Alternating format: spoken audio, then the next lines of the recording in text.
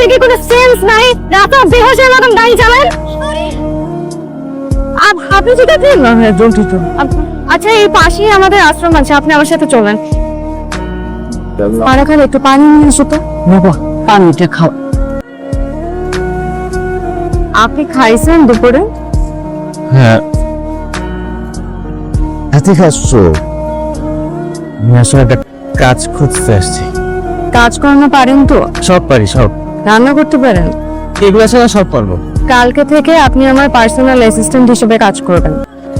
ঠিক আছে, আমি রাজি। বাবা এই যে ভাতটা খেয়ে না।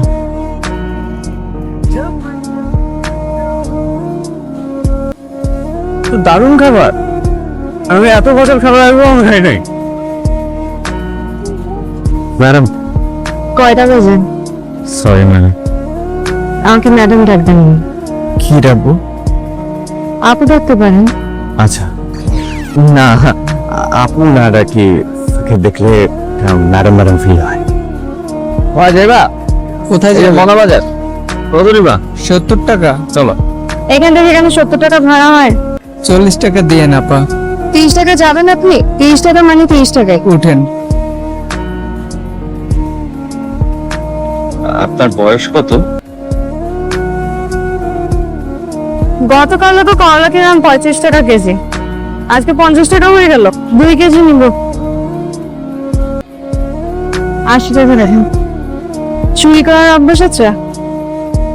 হ্যাঁ মানে আগে যে ছিল সে প্রতিদিন 50-100 টাকা করে মারতো। না না না, চলে চোখ বন্ধ একদম। কি হচ্ছে? দেখেন আমার কোনো দোষ নাই, ওরা আমাকে হাত। জানি আমি, কিন্তু ওরা এক একটা বদের হাড্ডি। দেখেন এই বয়সে বাচ্চারা তো একটু দুষ্টামি করবে। এই বয়সে আমিও দুষ্ট ছিলাম, নাম শুয়ে এই বয়সে আপনিও দুষ্ট ছিলেন। আপনার কেন মনে হলো আমি দুষ্ট ছিলাম? আমার তো মনে হয় আপনি এখনো দুষ্ট। কি হয়েছে? কি হয়েছে?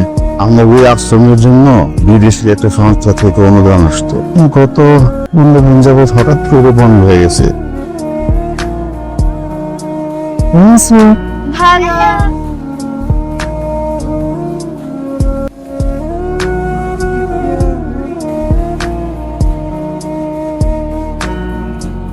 আজকে থেকে এখানকার দায়িত্ব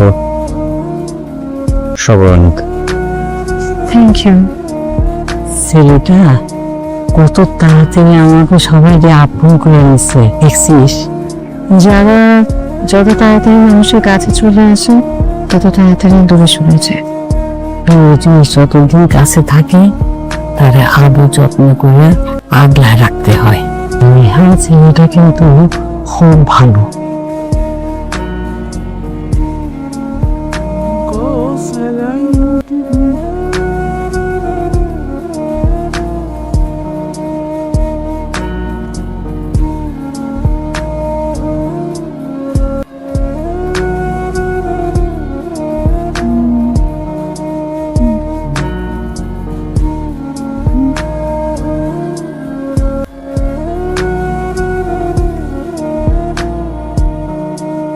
আপনারা কে? আপনি আমাদেরকে চিনবেন না, এই বাড়ির মালিক একটু ডাকেন, তার সাথে একটু ব্যবসায়ী গালাপালা চলে আসে। আমি মালিক, বলেন। আমাদের স্যার এখানে একটা কমার্শিয়াল বিল্ডিং বানাবে, আপনি জায়গাটা ছাইরা দেন, তাতে আপনার মঙ্গল হবে। একবারও আপনাকে এই কথা বলছি যে আমি এই জমি বিক্রি করব? আশেপাশের যারা আছে না তাদের সবার জায়গা নেওয়া হয়ে গেছে, শুধু আপনার জায়গার জন্য বিল্ডিং এর কাজটা হচ্ছে না। আপনারা প্লিজ এখান থেকে চলে যান, আর নেক্সট টাইম কোনোদিন যেন না দেখি আপনাদেরকে এইখানে আমি। স্কুল জীবনে জায়গা জমি দখলের পর 110টা উপায়ের বই পড়ছি। আপনি যদি ভালো ভালো জায়গাটা দিয়ে দেন তাহলে তো ভালো, আর যদি না দেন তাহলে ওই যে 110টা উপায় আছে না, এগুলো আপনাকে প্রয়োগ করতে হবে। আপনার অনেক ভালোভাবে বুঝাই আসছিলাম, আপনি জিনিসটা বুঝেন নাই। কিছুদিন পর কারেন্টের মতো বাড়িটাও যাইব না। ভালোই ভালোই কইতাছি বাড়িটা ছেড়ে দেন, আপনার মঙ্গল হইব।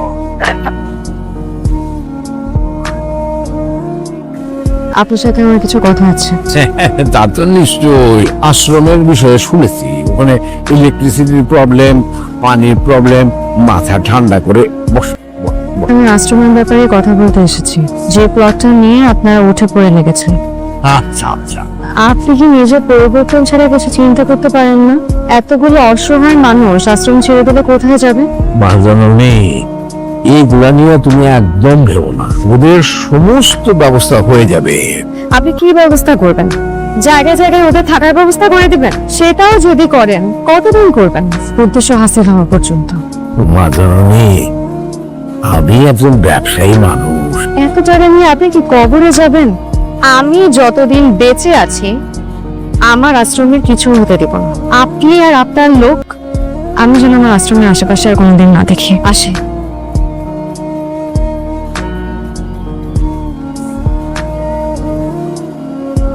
এনি কে?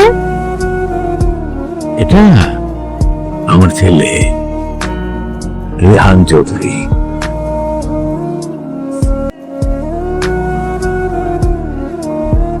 এটা আঙ্গাইগাঁও।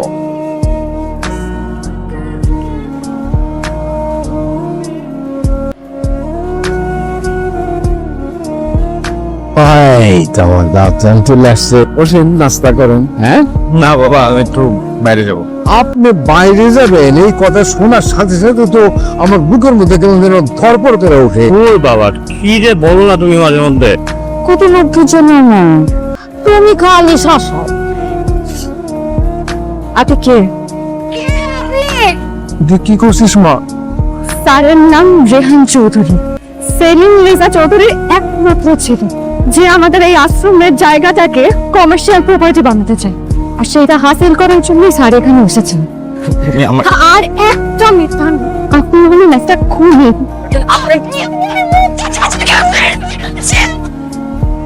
আপনাকে টাকার জন্য মানুষ খুন করতে পারেন, তো কোনো মানুষের সামনে মিথ্যা অভিনয় করলেন একটা প্রপার্টির জন্য। উপরে যে কি জবাব দেবেন? আপনি হলেন একটা জানোয়ার। আপনি আমার আশ্রম থেকে বেরিয়ে যান, বেরিয়ে যান আশ্রম থেকে।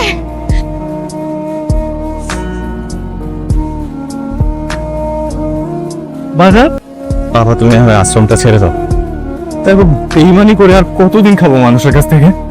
আমাদের আর কত টাকা প্রয়োজন, তুমি আমার বুঝাও তো একটু। আমি এগুলা কার জন্য করতেছি? সব তো তোমার জন্য। বাবা, আমার এত কিছু লাগবে না বাবা, আমাদের কোনো কিছু কমতি নাই, কিন্তু এই মানুষগুলো অসহায় বাবা। আমার ছেলে যা চাইতেছে তুমি কিন্তু সেটাই করবা, ব্যাস। তুমি চাও যে আমি আশ্রমটা ছেড়ে দেই? হ্যাঁ বাবা। আচ্ছা ঠিক আছে, তুমি যেটা চাইতেছো সেটাই হবে। জীবনে ব্যবসা করতে গিয়া কত বাপ করছি, টাকা পয়সার তো কোনো কমতি নাই। স্যার তাহলে এখন আমি কি করব? বাঁচাতে হবে ব্যবসা। কি করবা শুধু ভালো করেই জানো, আশ্রমের ওই মেয়েটা যেন কোনোভাবে বেঁচে না থাকে। আগুন দিয়ে জ্বালায় দিবা। আপনি যা বলছেন আমি স্বচ্ছ পানির মতো সব বুঝছি। স্যার তাহলে আমি আসি।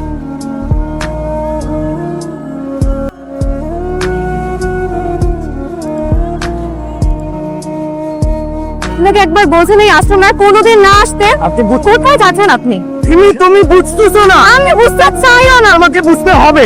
আমি মিথ্যা বলছি তোমার জন্য। তুমি অসহায় ভান ধরছে, সেটাও তোমার জন্য। আমি তোমাকে ভালোবেসে এখানে আসছিলাম। তোমার জন্য আমার ভালোবাসা কোনো মিথ্যা ছিল না।